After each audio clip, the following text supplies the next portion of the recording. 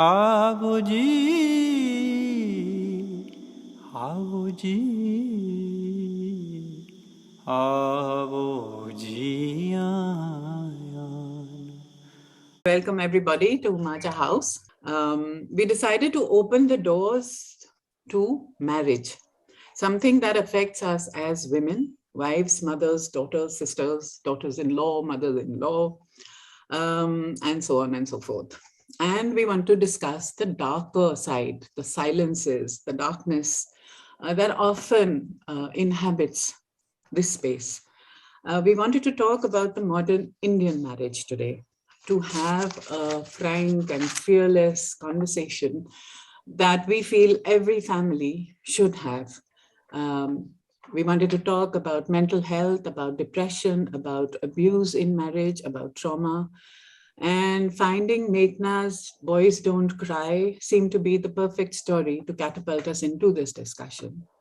So I don't want to say anything much right now. Let me just introduce you to everybody that we have here this evening. First of all, Meghna Pant, who's the author of Boys Don't Cry. She's an award-winning author, journalist, feminist, and speaker.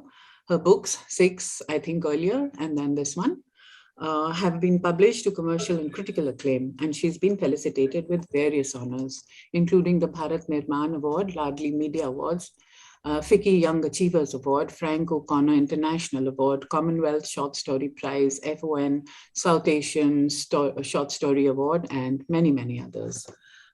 We've got Shiny Anthony here as our moderator, and she, of course, has been to Maja House. Welcome, Shiny. It's lovely to see you. She's a well-known writer and editor and co-founder of the Bangalore Literature Festival. Joining the panel today are well-known writer, columnist, motivational speaker, mentor, so many things, Kiran Mandral, who's written fiction and non-fiction. And I remember reading Face at the Window and being totally petrified. And she's written various other books, Saving Maya, The Kitty Party Murder, books on parenting like 13 Steps to Bloody Good Parenting, Karmic Kids, etc., etc. She writes fiction, non-fiction across genres, and like I said, the scary and these scenes that she really builds up in those books of hers, they're spine-chilling, and there are times when I really feel scared at night. And I mean, you don't want to be picking it up at that time. Sabin Iqbal is the author of Shamal Days, The Cliffhangers, and he's also been the director of the Matrabhumi International Festival of Letters in Thiruvananthapuram, Kerala. Delighted to have all of you here, and especially you, Sabin, as our honorary male in the panel, going to be giving us the gyan from the other side. So welcome, and over to you now, Shiny, to take the conversation forward. Thank you, Preeti. So happy to be to be back at Maja House, even if it's online, and to be part, however small, of everything that you do for literature. It's such a deep and intense commitment to all things literature. Thank you. Meghna Pant has written a really hard-hitting novel, Boys Don't Cry, and it starts with these shocking lines. Today is the day he will finally kill me. I hear the doorknob turning. I push my hand under the pillow, feel the edge of the kitchen knife I keep under it in case he attacks. I tell myself, use it. Kill him before he kills you. Meghna, tell me how you came to a tale like this. It's really dark and it's about domestic abuse. So Shiny, thanks for reading out the lines and for the lovely review that you've given of my novel. I think this is the first time I've written something deeply inspired by my personal life. It's actually the true tale. I was married previously and it was an abusive marriage. It was because I, at that time, didn't know how to, this was around 14 years ago, I didn't know how to recognize abuse. The conversations that we are having now on women empowerment and mental health were not the conversations that we used to have back then, 14 years ago. So you will not believe it. I stayed in an abusive marriage for 5 years simply because I was gaslit to such a point that I didn't even know I was being abused. And unfortunately, because of that, I think I started. What I didn't realize is that strength does not mean that you tolerate pain. And I think that's the message that I want women to take away, that I was raised to be a very strong, independent woman. And I used to think that tolerating pain, that, not imposing myself on anybody else, on like sort of being a people pleaser, was all the things that were expected of my gender. And because of that, I stayed in an abusive relationship. And this was not just physical abuse. It was actually mostly emotional abuse and financial abuse. And I stayed put in that despite my modernity, despite my exposure. I'd lived and worked around the world by that time. It wasn't like, I was not aware of things. It wasn't like I wasn't financially independent. But despite all that, despite my privilege growing up, despite my exposure and awareness, I still put up with it. And therefore, this book, honestly, it took me 15 years of processing what had happened to me. It took me 8 years to be able to put this down on paper, because every time I'd get down to it, I'd get so overwhelmed and emotional. So it was a very, very difficult book to write, but I also wanted to make it accessible. So I wrote it in the form of sort of a thriller, so that more people read it, because I want both men and women, to take away from this book and hopefully learn from the mistakes I made. And I hope that I have 2 daughters now, and I don't want anyone's daughter going through what I went through, even in a small way. So hopefully it'll take the conversation forward, and on Women's Day especially, will empower women to first recognize abuse and how to heal themselves. So those were the 2 main messages from the book, because at the end of the book, there's a message of hope and redemption. And that's what I want people to take away from it, that if I can do it, so can you. There's always light at the end of the dark tunnel. I remember there was this book when I just started working called Smart Women, Foolish Choices. And it spoke about how women were career-wise probably pretty smart, though we still shy away from asking for pay parity or talking about money or property. Yes. But when it came to the personal lives, the more educated or the more professionally higher up a woman is, it would look like maybe she's not really educated in the matrimonial demanding of rights for herself. And I really like, Meghna, the fact that it is a dark subject. It's a very disturbing subject. But as you said, you've written it in a whodunit format, and the structuring that you've done in the beginning and in the ending, it's very, very funny. And you've got like beautiful, really funny lines over there. And even the part where the couple is falling in love from the girl's perspective, something like, I was flying so high, I was sitting on the moon. Yes. And then later to realizing about the guy that his head and his heart are in 2 different bodies. Yeah. So I think you took a subject as serious and as brave as this. And you like you rightly said, you try to present it in such a way that people would connect with it. Not immediately to the disturbing part. Absolutely. Kiran, you write across so many genres, okay? And your latest book is a non-fiction one about women. But I see a certain woman emerging in your fiction who is neither good nor bad. She's navigating a man's world. She's sometimes in an abusive marriage, but it's all about being a survivor. Do you think that a bad family life, which includes maybe not a great marriage, it brings out the hero in a woman? That's a very interesting question, Shiny, because I've never really thought about whether my women are heroes or anti-heroes. They're very gray. The moral compass that you would apply to, the good woman, the good Indian wife, might or might not apply to them. And yes, they are navigating situations which are beyond their control. They're trying to do their best. In some cases, like in Missing Presumed Dead, it's dysfunctional marriage and mental illness, which is causing all the upheaval in her life and making the woman do things that you don't normally consider a good mother to do or a good wife to do. In the latest, not latest because I have a new non-fiction out, but the last fiction book that I wrote More Things Than Heaven and Earth, the protagonist was trying to make the best of a bad situation. That's the marriage wasn't, I would say, the concept of love and romance in India is what we need to look at primarily. And what, you consider love can be for one, can be overwhelming for another. So the way that some men do show their love does get a little overwhelming for the woman who does not understand at that point that this is not love, this is control, and this is dominance. And this is the way to, as Meghna's book, I'm midway through it. Meghna, it's a lovely book. I haven't yet managed to finish it. But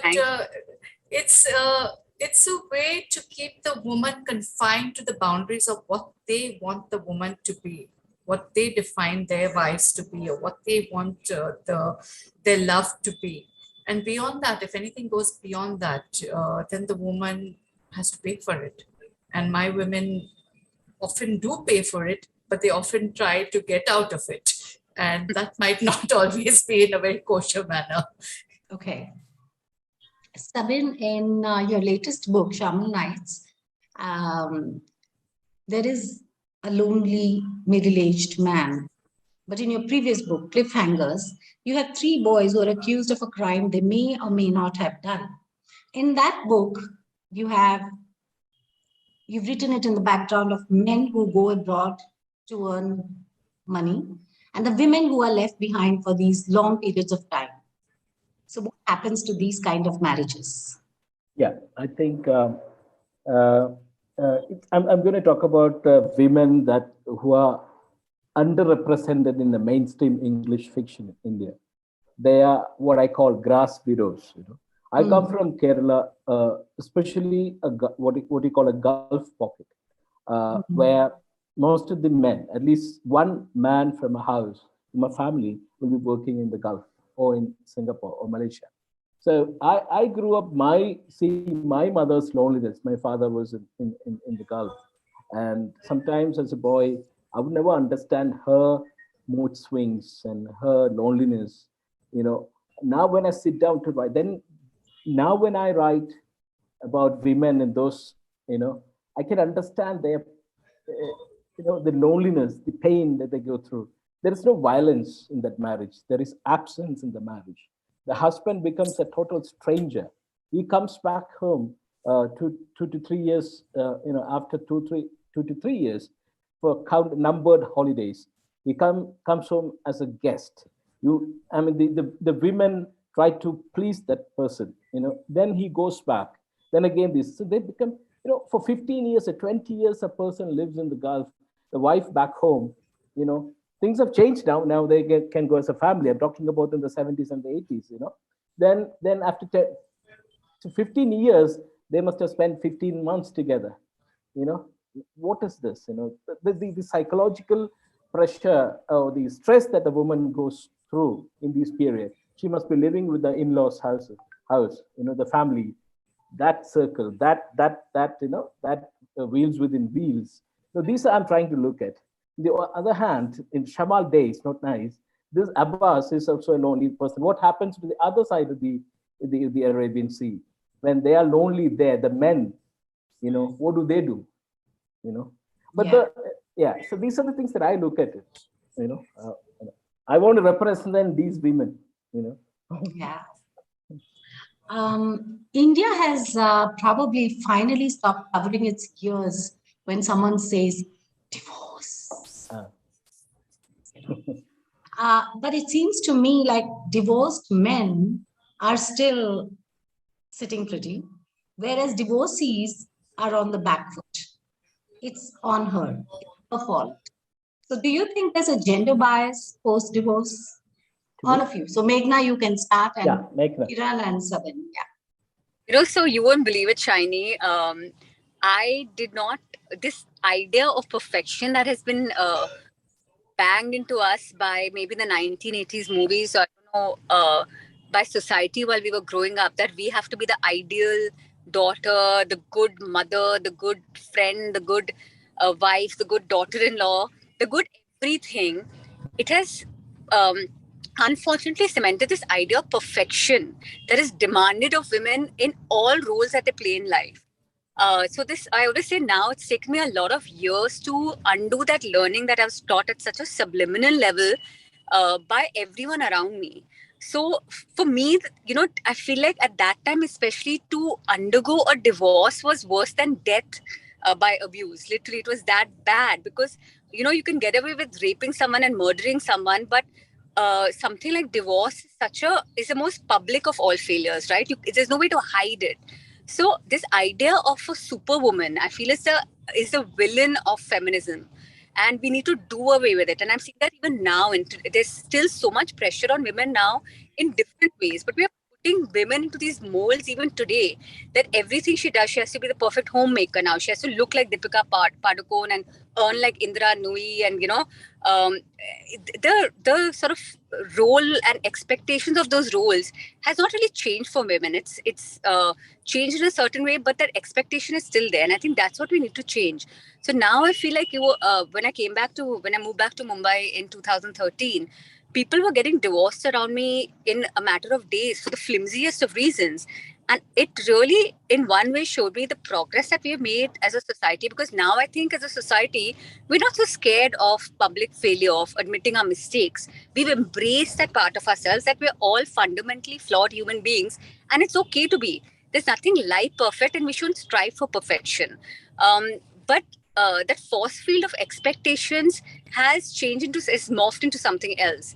So I also wish, like, now I'm a mother of two very small children. I'm still expected to work. I'm supposed to run a perfect house. I'm supposed to look a certain way. I'm supposed to behave a certain way. So I think embracing your imperfect self is the one lesson I've learned. And I think and it can only begin from within. I don't know how many of you feel that way. I'm sure you do. It can only begin from inside us. So I think if you're a woman, and especially since today's Women's Day, please don't try to be a superwoman. Don't be a Abla Nari or a Krantikari either. Just be a normal Nari, because that's what we were sent down here to do. So that's the only thing I took away from all this, that don't aim for perfection. Embrace your failures, because we fail more every day than we succeed. And we need to embrace that part of ourselves. That's true. Kiran? So That was a very valid point. Don't be an Abla Nari and don't be a Krantikari. Just be a regular person. It's there in her book too. Yeah. Okay, I haven't reached it yet, probably. So, yeah, I wrote about this when I wrote Saving Maya, because I had friends around me who were getting divorced, friends in their 40s, late 30s and 40s at that point.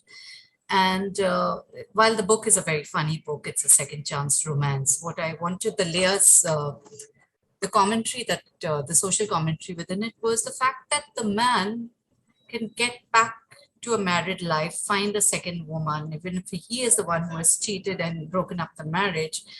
And the woman was expected to continue with the marriage, because after all, what is less? What do you have less for you? You just stay with it and turn a blind eye to that. And if you want to get out of the marriage, how stupid are you being?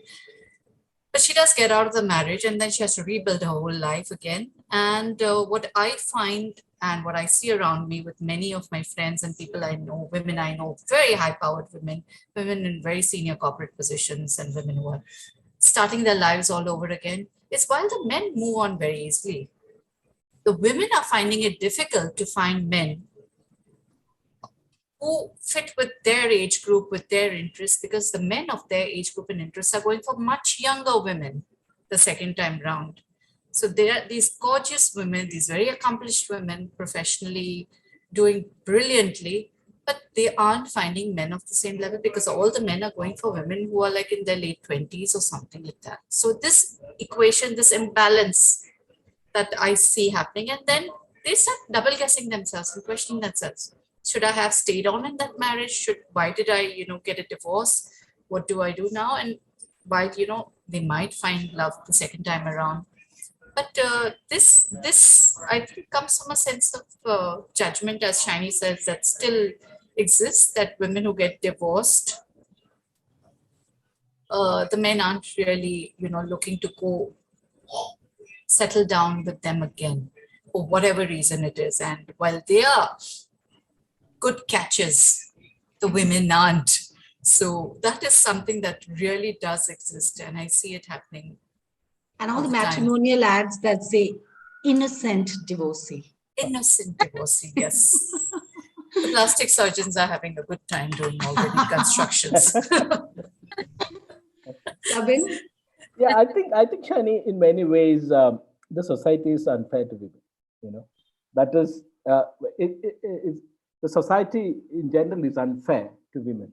You know, whatever we try to say that it is unfair. In many ways, I keep looking at in many walks of life, women are looked down upon, which is we have to change it. I don't know whether as writers we can only write about these things and bring a change to it. In Cliffhangers, there is an incident that one of the boys' father, he goes and marries a 25-year-old, in Malappuram, and comes back and say, to protect an orphan, So then this boy asked him, so why can't I marry that girl? Why should you marry? This kind of unfairness is every part of the fabric of the society. I feel quite agitated. I bring my daughter. That my daughter is a cricket player. She wanted to play cricket and she stopped schooling, not education. She stopped her schooling and she is going to play cricket. And we moved to Bangalore to facilitate her training. That's what I can do to bring some change into the society, to give her some, what she wants to do in life. Very good. Very good. Globally, there are many reasons a marriage can fail. But in India, we have some very special reasons, very different. And going by Meghna's book, her book is fresh in my mind. So, the wedding expenses, the honeymoon, the bill goes to the girl's people. The girl is supposed to keep her distance from her family, but she's supposed to be completely Florence Nightingale to the guy's family. And so many things, dowry and, working. And the men, they don't know how to woo and they don't know how to lay the table. Okay. They have to be trained, if at all. And they're not open to that because their mothers are always there protecting them from, Sabin, I'm not talking about you. I'm talking I want to talk to you about this. Do you feel that the big fat Indian wedding or the big fat Indian marriage, it's doomed to fail right from the start? To me? Okay, Sabin, we'll start with you, then Kiran, and then so I'll tell you my story. I got married. My total expense was 5,000 rupees. Love it. I married a colleague of mine. We got married in Dubai. She was a journalist. I was a journalist. We met in the newsroom. We got married in the Dubai Consular General's office, and just 5,000 rupees of close friends. That's it. And so I have no idea about the fat Indian wedding. It is good to see on the movies, but then when I got a chance, I proved that I don't want that kind of marriage. We just got married in the presence of a few close friends. And to add to that, I'm not selling a soft story. My wife has been bedridden for 16 years. I've been looking after her for So when you put men in stereotypes, there are people. There are. I'm not defending all men. But then in my case, she suffered a stroke. I can't leave her. I'm here with her in the house. She's there next door, lying in the bed. So there are also marriages like this. We live in one room. I don't know what to say, but then this is also love. I call it love, not romance. Love. So there is a difference between the word romance and love. So I think I like to I'm sorry, I get emotional. So sorry, Shiny, okay. Move on. Okay. No, I was generally talking sociologically, Sabin, that, when there's a high divorce rate in the West, the reasons are very, very different. Yeah. But in India, the reasons are more, I would say, family oriented, and to do with the fact that the boy is probably not, he's a man-child. He's not behaving like an adult, so he's not an independent person who's, when he comes to the, for the wedding. So that is what I meant. I mean, So, I know, having of said course, that, that so sorry. there are exceptions. There are many women who are trapped in the marriage because of Yes. the Indian society. They can't just go for the divorce because the society, as we discussed, look down upon that if they move on. There's also a Yes. fact. They should have Yes. done. They should go for it. Why should Yes. they be trapped in the marriage? Yes. Okay. Because essentially, I think in India, compared to everywhere else in the world, it's two families that matter. Yeah. You know, two families who are joining after marriage, and that kind of puts a lot of pressure on the couple. Kiran? Yes, I'm not stealing the show. Oh, you totally stole it, Sabin. Anything one would say would not That's a soft match up. story. I couldn't, but say. I think everyone watching just wants to get married to you right now. Okay, Absolutely. Kiran, yes. So I didn't have a big fat Indian wedding too, Sabin, and 26 years ago, my husband, then boyfriend, was very firm enough to say that whatever expenses are going to happen are going to be divided equally, much to the shock and horror of his mother, who said, I paid for all three of my daughter's weddings, and why should your wife to pay only half of her? So that automatically set everything off on the wrong foot to start with. But having said that, yes, I totally get what the pressure on the girl's family is intense. We've heard of so many families overstretching themselves, going beyond what they can afford just to keep expectations, that weight of expectations. And then when you get married into family like that, when does it end? We all know the statistics with regards to dowry. I mean, we don't have kerosene burning deaths anymore, but we have more insidious forms of abuse. I know of cases where women, very well qualified and wonderful good girls, have come back to their homes and, after having been tortured or even physically, mentally abused, because they won't say dowry, but they will say help out your husband with his business and, invest in whatever. So it's never dowry anymore. Or it's never, these things anymore, but it's coached very gently and very, in a very polite manner, and you understand what it is and why the girl is back. But having said that, women today are not the women of yesterday. They're not, girls are really not standing for any shit anymore. So I see hope, and the only thing I keep saying is we need to raise our boys better. That's the only way things will change. And as a mother of a boy, I hope and pray that, I'm doing my bit for this. When my son calls me out about when I inadvertently make a comment that he thinks is sexist or something, I think, okay, I'm doing my job. So I hope that we raise our next generation of boys better so that they can stand up to their parents and say that, no, this is not going to happen with my wife, and this is not going to happen in my marriage. This is my marriage, and I don't want you both hovering over my shoulder like Vikram and Vital, telling us what to do and monitoring everything. And girls also standing up for themselves. So we're raising our girls well. We need to raise our boys better.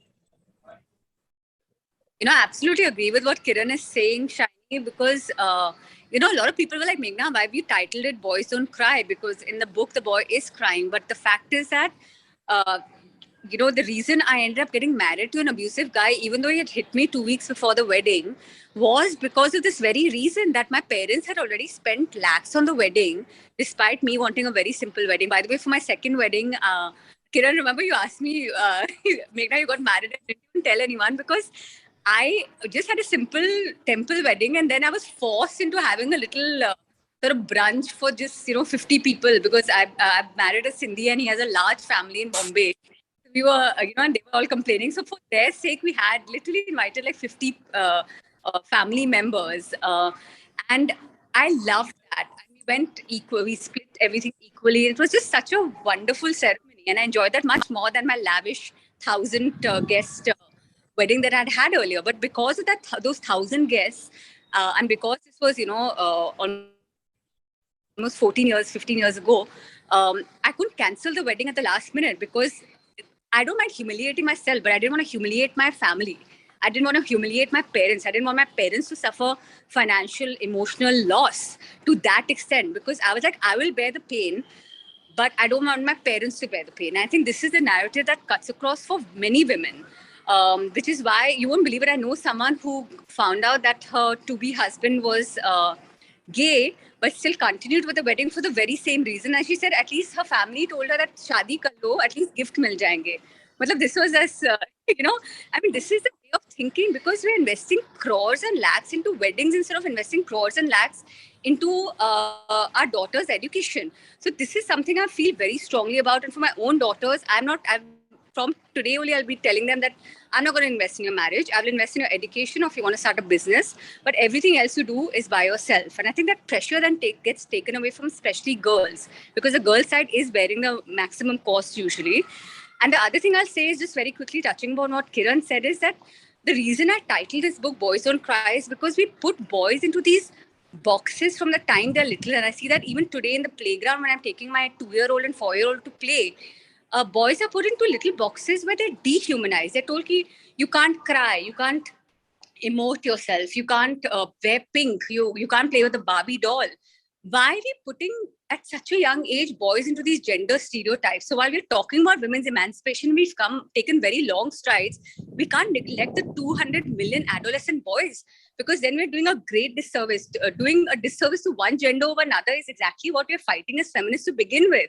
But that doesn't mean that you turn the power dynamics so that boys are put at a weaker position. So I think we need to be having this conversation of letting our girls and boys be raised as human beings and as equals. So I think that was the whole thing about Boys Don't Cry, that we dehumanize them by telling them not to be sensitive or vulnerable. And that's something we need to do away with. Okay. In K.R. Mira's latest book, Barbara, the man tells the woman, he calls her madam, and she asks him, why do you call me madam? And he says, he's kind of a magician, and he says that he can read minds, and he says that the thing that you want most in a personal tie is respect. I want to give you that. A very beautiful moment in the book comes towards the end. In a marriage, it is such a small place when just one man and one woman come together. It can become like the world's smallest battlefield. There's a clash of two upbringings, two educations, two attitudes, to money, to kids, to the world. So what are the things that in a heterosexual relationship, what are the things that the two parties should really, really bear in mind to make a good go of it?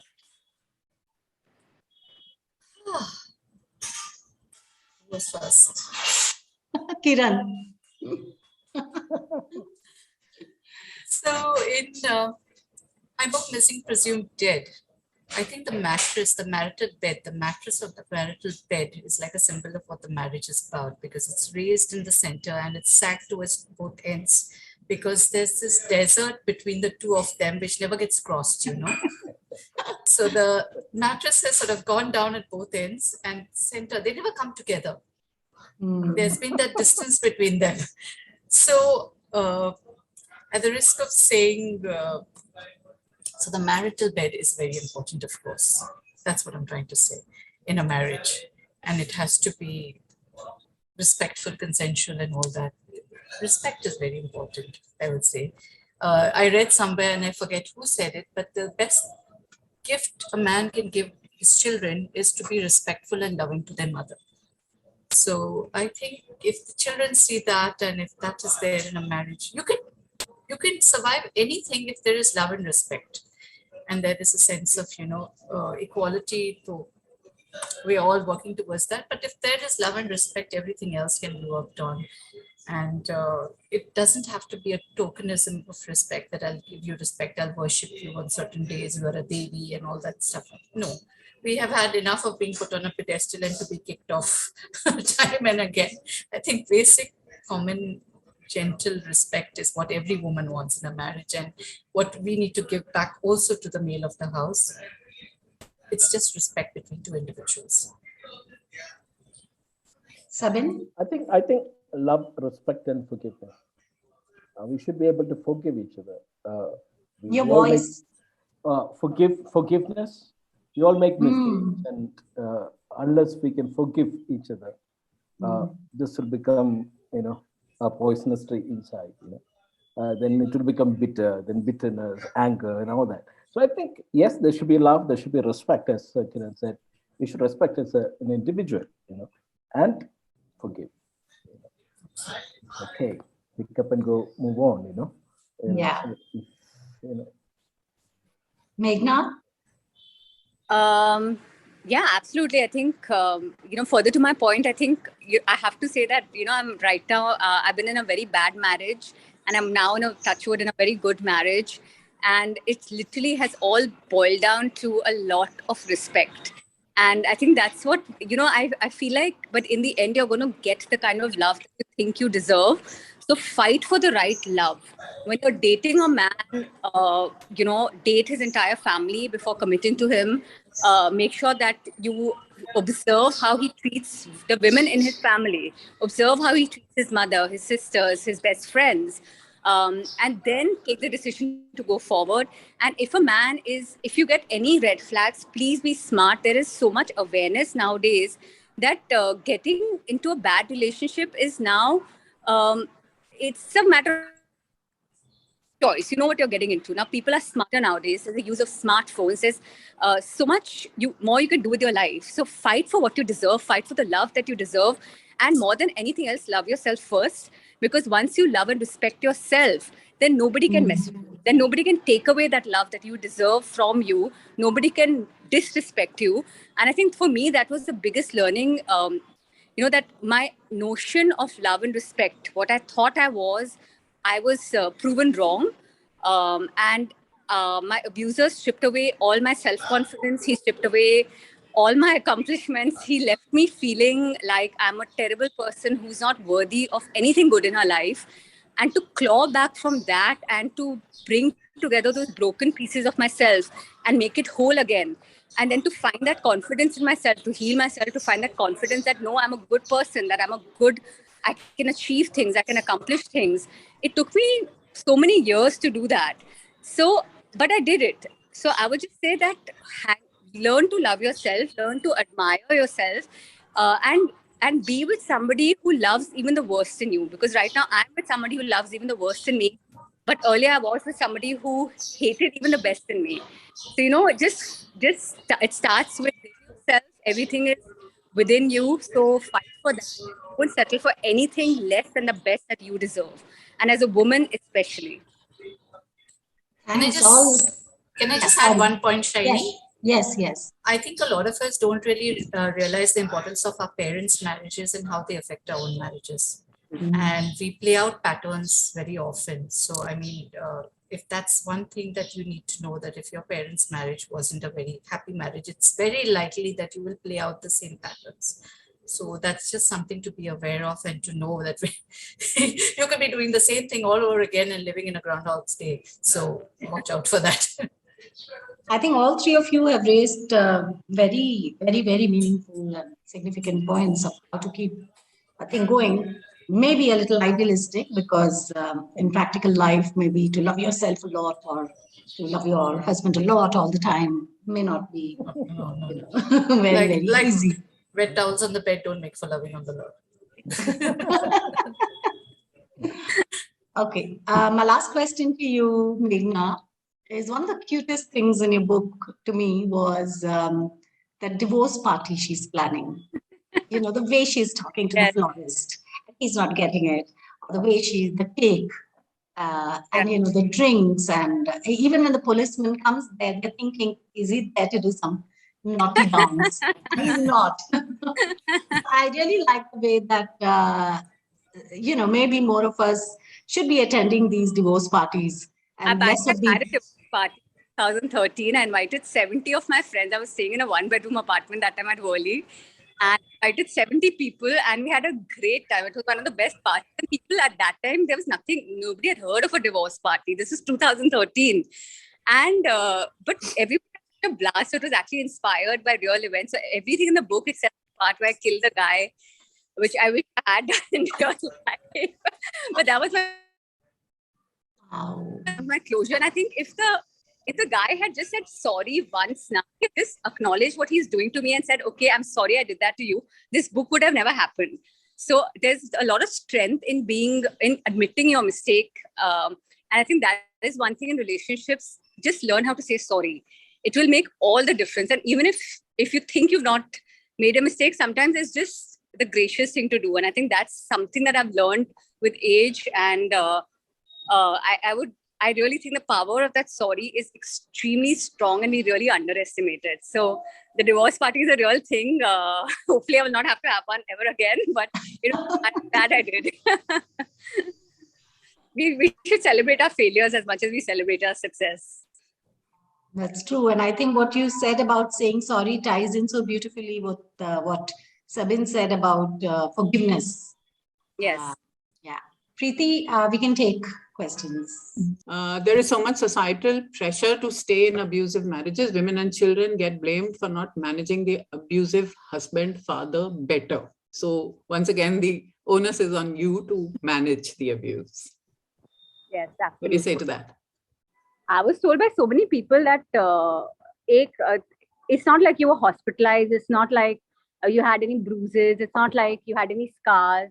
So itna so chalta rehta. And I was told even by my in-laws that when I told them about my ex-husband hitting me, I was told by my in-laws very clearly that this is not a case of abuse because I didn't end up in the hospital. So that's why I tell people it's very important to first recognize abuse. I know it sounds extremely silly in today's day and age, but a lot of women are not even aware that they're being abused. So first, please recognize if you're being abused, and the first thing I would say is remove yourself from the site of violence, remove yourself away from your perpetrator, and then remove your children if you have children with the person, and then just go and heal yourself. And no matter what your healing involves, whether it's quitting your job and traveling the world, whether it's multiple sexual conquests, whether it's writing a book like I did, whatever comes to you as healing, just embrace it and don't apologize to anybody for what your healing process is. You don't owe anyone any explanation anymore. You don't owe anyone the ability to demean you or undermine you anymore. So I think my abuse was actually the best thing that happened to me because it helped me become a writer. It helped me literally become a stronger and better person.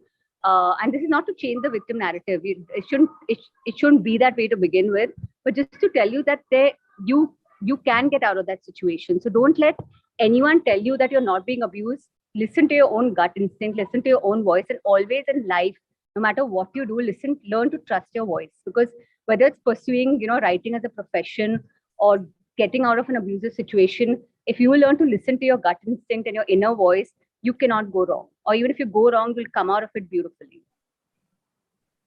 I just wanted to add, Dr. Vijay Nagaswamy has brought out a book called To Divorce or Not to Divorce, in which he, so somebody from the audience asked him, when does a couple know, or when do you know that you should get a divorce or you should head for one? And he said that nobody else has to tell you. Mm. You feel this marriage is no longer alive or existing. The marriage ends then and there. And I just wanted to add that. Sarabjot, I think he has a remark here. A divorced woman who is in the dumps is acceptable to society, especially chauvinists, but a happy and independent divorced woman is an anomaly. Of course. But let's normalize it. Huh? Let's normalize a happy divorce woman. Yeah, your divorce party definitely does that. It's like these, women really, who travel out to the Holy Land and everything, Christian women. And I always feel they give such a high cholesterol diet to their husbands that very soon they're all giggling, holding hands, all these women, and they're going away to the Holy Land. Sponsored by the church. I remember we had done an anthology when I was still working at Zuban, which was called Eating Women. And one of the stories in that was about this woman who fed him to death. I mean, with the best golgappas and, gulab jamuns and jalebis and halwa and whatever else, until he was finally reduced to just lying in bed and being fed. That's very Roald Dahl. Sarabjot, if you're here, would you like to read this poem that you've written, these lines that you've written here? Yes, sure. But I will not put my video on. ठीक है, आप पढ़िए. I'll just, yes, it is in Punjabi because originally it was written in Punjabi. I've translated it in Hindi, but I think everybody would be able to understand. And it is in response to Meghna's comment, which she was mentioning, that abla nari nahi hone ki zarurat aur Durga Chandi banne ki zarurat nahi hai. You have to be what you are. So it goes like this: Aurat, na Durga, na Chandi, na Devi, na Maryam, na Sati Savitri, ना कोई झांसी दी रानी, तेरा होना ही काफी है अपनी होंद लई बिना किसे प्योंद तो. So pyond here means normally you add a sapling of a superior plant to the native plant to make it more viable or beautiful. So I mean, it just goes to convey that a woman doesn't need any kind of pyond, anything added to it by a superior gender to make her validated. Thank you. Beautiful. Manpreet Kaur has made a remark here saying, Meghna ma'am, your story and my story are quite similar. And Subi Taba says, so touched and inspired by Meghna's story. And Hemant Kumar is saying, thanks, it's an invigorating session. I had a session last week with somebody, and of the audience members, half the women had faced abuse in some form or the other, in some relationship or the other, whether it was through fathers or brothers or lovers. And it just breaks my heart that 1 in every 3 women, there it was 1 in every 2 women, but statistically we know that 1 in every 3 women has faced abuse in some form or the other. And it just breaks my heart that we still have to have these conversations. And like Kiran was also saying, even our modern, highly educated, highly accomplished women are still undergoing and putting up with it for society's sake. So please don't do that. Our life is very short. I think COVID has taught us that let's live happily. I think that's the one message. And trust me, there is happiness, but you just have to fight for it. I remember reading, Meghna, somewhere where you said, in the India I grew up in, women are taught to be givers. Of course, this whole thing of being, entering this marriage, not only giving to the man, but to his family and, all kinds of relatives that might creep out of the woodwork. You're supposed to be this person who's constantly doing. Also, this whole thing of the in-laws and how important that is, your relationship. Of course, you said also right now about you're not just dating the man, you're dating the family. But how important is this? Because often I feel that it's that point which either makes or breaks, because either the husband is standing by you, especially in the kind of arranged marriages that still happen, or he isn't, and you're on your own. Yeah. But I think recognizing red flags and then acting on them. So be smart enough to recognize those red flags and then brave enough to act on them, and then trustworthy enough to believe in yourself that you're taking the right decision. Even if mandap and you feel like kuch galat hai, chhod do mandap up. Because it's better to suffer for those 5 seconds than to suffer for the rest 50 years of your life. Because getting out of abuse or getting out of a bad marriage does take its toll. It will define you in the way define you for the rest of your life. So the only message I'll take is one of hope and happiness, because trust me, if I can do it, anybody else, I almost suicide, I think anyone else can do it. So be brave, keep and be strong. I think that's the one thing I'll definitely advocate. So if I could just come in here. So I did a 4-year online social media activity called Violence Against Women Awareness Month. And we ran it for 4 or 5 years. And right now too, I work with a group of women and we help women who are in abusive marriages to either get legal aid or to get help or to, step out of the marriage, finding them safe homes. This is work that I do that I don't normally talk about. I find that financial reasons are the most compelling reasons for women to stay on in abusive marriages, because most women have no financial support and no way of even affording the lawyers, or no place to go because their parental home will not take them back. To get out of an abusive marriage, it takes at least 3 to 4 attempts for any woman before she finally, she will leave, then she will go back, she will leave, she'll go back. This is a cycle that keeps repeating. And finally, I think around 3 to attempts is like the average that most women take before they finally step out of abusive marriages.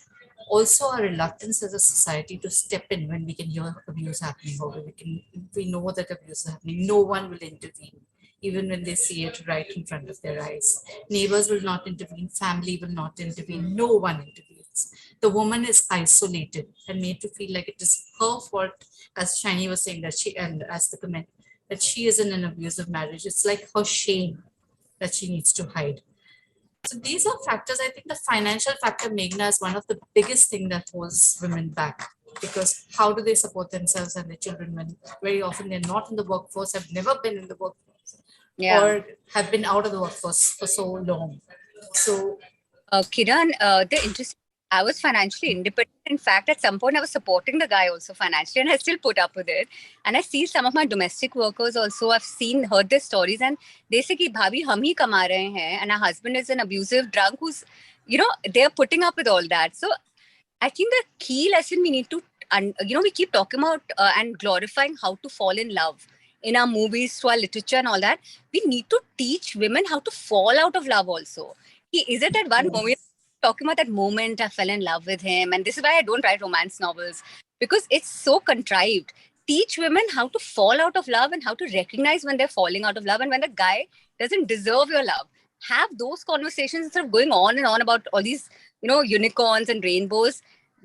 Let's have realistic conversations in our schools and colleges and through our literature and movies. So I think ending a relationship with dignity is a conversation we really need to be having. We should have the anti-Valentine's Day also and have it celebrated with as much fervor and commercialism as we do Valentine's Day.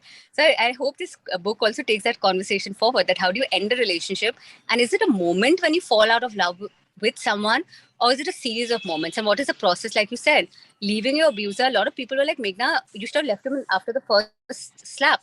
And I said, it's not that easy, because you're in love with the person. You're hoping they'll change because you've invested so much of yourself. You poured your whole self into that person. So taking little bits of yourself out of that person after being in love with them is it's a process. It's not a moment. So I think we need to be patient with ourselves when we're leaving a relationship also. And that's, again, a conversation we need to be having more, I think.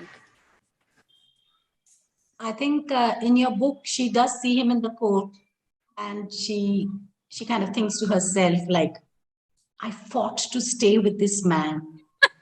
Yes. And we all have really embarrassing crushes from college. We see them now and we are like, what? Yeah.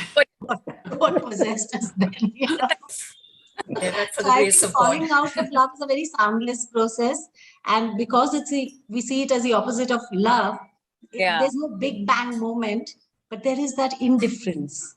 Even if you hated somebody at some point, falling out of love is when somebody tells you something horrible has happened to him and you're like, all right, I'll have another chapati. I mean, it doesn't matter to you at all. And I think that the opposite of love is that total indifference. True. I like that thing when, I think, Kiran, you said that you often play out your parents' marriage. But I also think that everything that your mother, one is them, their relationship that you are watching consciously or unconsciously, of course, as you grow up.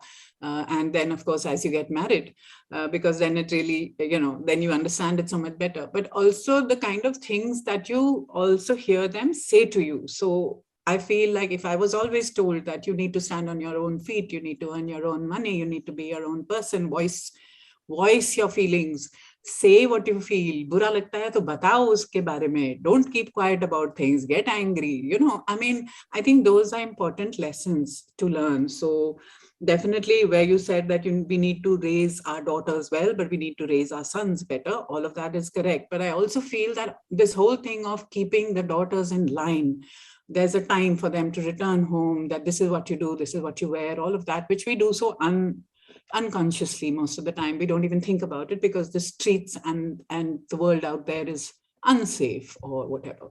I do it all the time with my own daughters. I saw it happening. But the thing is that that's the point at which you tell yourselves, because it's to empower them and to give them strength and to make them people. So I don't think I became a person until so much happens to you. So to become that and to be able to achieve that strength, I think is what is important. And I'm glad this book is out there and there's so much else being written about not wanting to be a superhuman being, superwoman, but definitely being a person that thinks well of oneself, whether you're a man or a woman.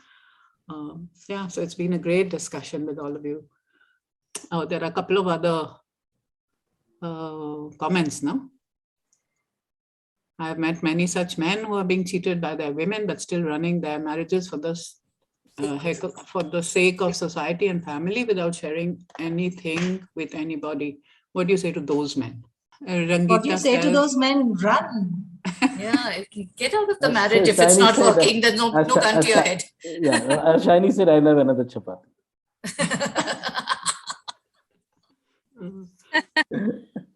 Then Rangita Grewal says, on a lighter note, those Mills and Boons we read as teenagers ruined us. There is no such man. Anyway. Very true. Because it's not a conversation that's going to conclude anyway. We need to keep talking. I think Mr. Darcy ruined us, to be honest. I will just conclude the session because it's really been wonderful listening to all of you. And so many takeaways really from the conversation about being able to recognize abuse, recognize that mind games are being played, to look out for the mentality of the abuser. As you said, I mean, there are signs that are out there, but maybe we're not just willing to see because we are so in love. What is this love anyway? And what is this definition of love if it's going to be so all-consuming and so all-demanding of you? Also, you use this word pour yourself into somebody. Why do we need to pour ourselves into somebody? So we need to reclaim little bits and pieces of ourselves. Why are we giving everything away anyway? So all these things come to my head. And then, of course, patriarchy, because, you know, we are conditioned to behave in a certain manner by society, and in India and in all of South Asia and elsewhere as well. Women behave in a certain manner because we are conditioned to do that. There is society pressure, there is economic dependence. You don't know, you don't have a job, or he doesn't allow you. This word allow, which is another ghastly word that we learn when we enter a marriage, because there are so many things that are just not done and are just not allowed. Then there's scenes of disturbing brutality in the book. It's not easy reading. So despite the fact that you're talking about this divorce party right at the beginning and the flower man and the drinks and all of that, you begin on that note and it is a party, but there is actually darkness. Why do you need this party? And then the brutality that the scenes bring out as we go through the book, it is quite horrific. And it's horrific mainly because it's also so real, and it's also so easy, and it's also so next door. I mean, it happens to so many people that which is what makes it really bad for me. So it's not the scary thing. It's actually this monster that lives with you, and as you said, shares the marital bed, is there, breathing into your face or whatever. So those are the bits that are really scary for me. I remember seeing a movie called, I think it was called Ghar with Rekha in it very long ago, in which they just go out for an innocent walk in the evening. They go for a movie, and as they're walking back home, she gets picked up by hoodlums and she's raped. Life is destroyed. So it's just some really simple thing like that. It doesn't take a war. It doesn't take a conflict to inflict that kind of trauma and horror on you. It's happening every day.